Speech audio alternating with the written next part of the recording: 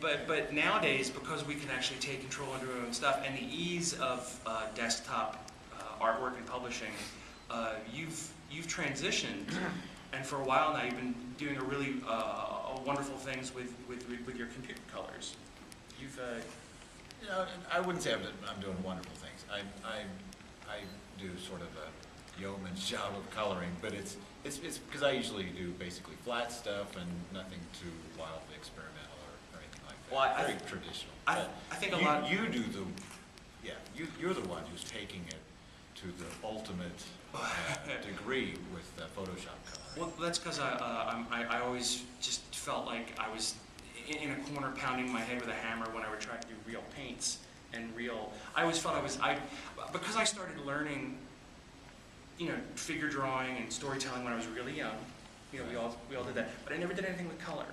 And I didn't do anything with color until I joined Gaijin Studios and Brian Stelfreeze taught me how to paint. Okay. So my drawing skills were, say, up here, but my painting and coloring skills were all the way down here. And I think that when an artist actually has, when they're actually learning all of their skills that they combine into finished pieces of art at the same time, so if your drawing skills and your coloring skills, they increase at the same rate. Right. And you have an equal level of proficiency across all your work. And that's one of the reasons why I say you're doing such wonderful stuff with your computer colors, is because you're a brilliant painter, a brilliant colorist, and you've translated that. You're one of the few people that actually have, you know, not a Luddite, not afraid of technology, going, oh, here's a computer, this is just a new set of tools. Right. This is just a new kind of paintbrush. And that's why I think what you're doing is brilliant. What I'm doing is just going, hey, I don't have paint in my hair anymore. Woo! And I'm not kidding, because like I just managed to get the paint off of me from the art auction piece yesterday. I woke up this morning and I went, huh, you know. But you actually have been able to take your technique and your style and apply it in this new medium, which is digital colors. And that's why I think what you're doing is quite brilliant, because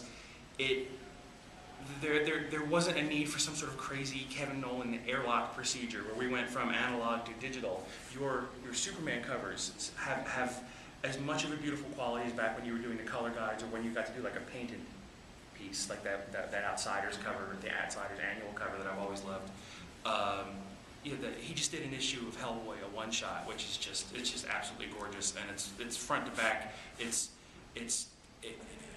It felt like being John Malkovich, but instead it's with Mike Mignola and Kevin Nowlan, because it felt like Mike Mignola going, I'm going to be Kevin Nowlan for a day, and just all these crazy things, these wonderful things that you just went to town and had a blast drawing, but it didn't, you know, it didn't feel like, you know, oh, that somebody's digitally trying to interpret, you know, the way you used to do analog colors. It really feels like a one big giant unified whole, and that's what I was talking about.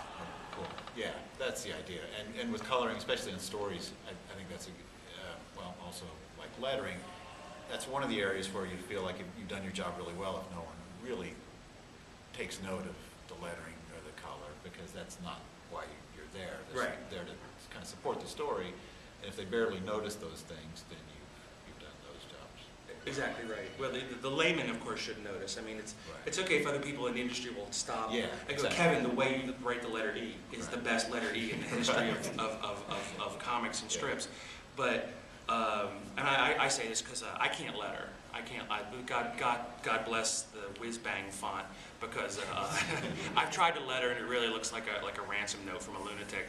But I steal your sound effects letters. Oh yeah, I steal them as well. So. You really? Yeah, Gaspar Saladino. Really? Yeah. Oh my goodness! Do I owe him money too? Because there's nothing worse. I always find when they let somebody else put the sound effects in afterwards, it's always the most disruptive, bothersome. It's like, okay, somebody's firing a machine gun and the artist has left them a little bit of space for the gun and the muzzle flash and maybe some pew pew, some bullets coming out, and then they slap giant bracketa bracketa bracketa or pow pow pow pow. And I've always loved the fact that you you would do your own sound effects lettering, and you would incorporate it into the design of the page so that it has cohesion. One of my favorite things, it's in the Batman black and white story that Kevin did, and there's this cranky scientist, and Batman just came in, you know, mom and dad, breaking up. This guy's sort of evil, like, aquatic, you know, sort of like den of horrors, this sort of like the horror of At Room 5, making mermaids out of like Paris Hilton and stuff like that. Right. And this guy gets kind of annoyed that Batman's breaking up his back alley genetic lab. He pulls out a shotgun and shoots it at Batman. And you did this wonderful tall panel across the top of the page where the scientist, little bald guy, because in addition to sour color, you draw the best sour people. Yeah. You draw these people who are just, you know. And this guy pulls up the shotgun, and it's just his head and his arms and his shoulders, and the shotgun fills this long panel, and then the blam from the panel. You drew that yourself, and it fills half the image, and it didn't feel tacked on, and it's just like a wonderful, wonderful panel. And I'm going, yes, this is why the artists should actually.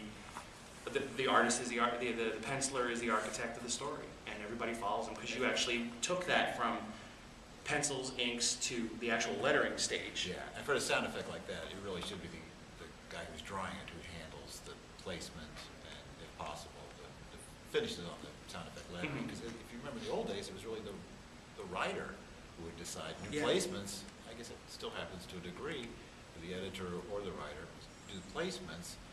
And no offense to writers and editors, but a lot of them don't have a great visual sense.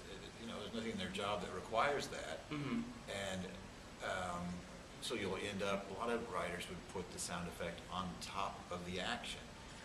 So, you know, it's literally covering up what you're supposed to see instead of pushing it to one side a little bit or whatever. So there's lots of horror stories like that. With the older way of doing that. And you know, if you do it yourself and you hand the work in really late, there's no time for them to change it. Exactly. So that's why. yes. It's a good policy. It's a good sound theory. Do you have a favorite sound effect? No. Like specific words? A specific sound effect. There's the one you said there that fills your heart with joy every time you get to actually incorporate. Mine is barroom.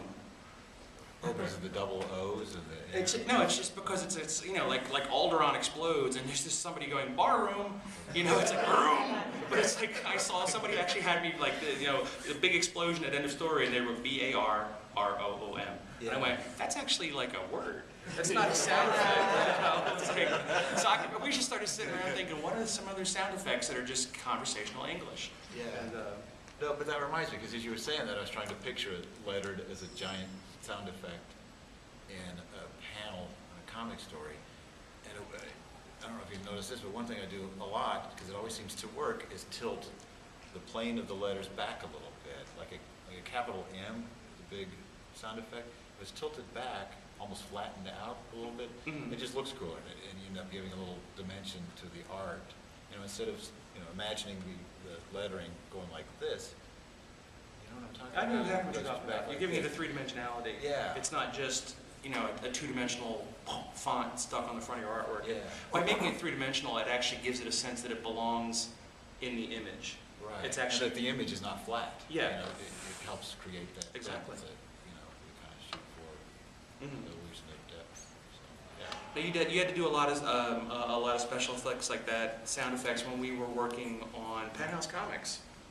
Remember those days? Yeah, but I'm trying to remember, the lettering is usually done.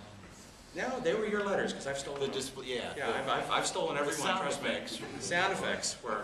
Some of the blue lettering was done by other guys, and had to be done on an overlay, so it was a pain. But yeah, I know what you're talking about. It's like a big explosion or something like that. That was my crazy segue to both sort of like draw us out onto the carpet for having sold our souls and worked on Penthouse Comics. But Kevin is immune. Kevin is immune to those things. So let's talk about something else.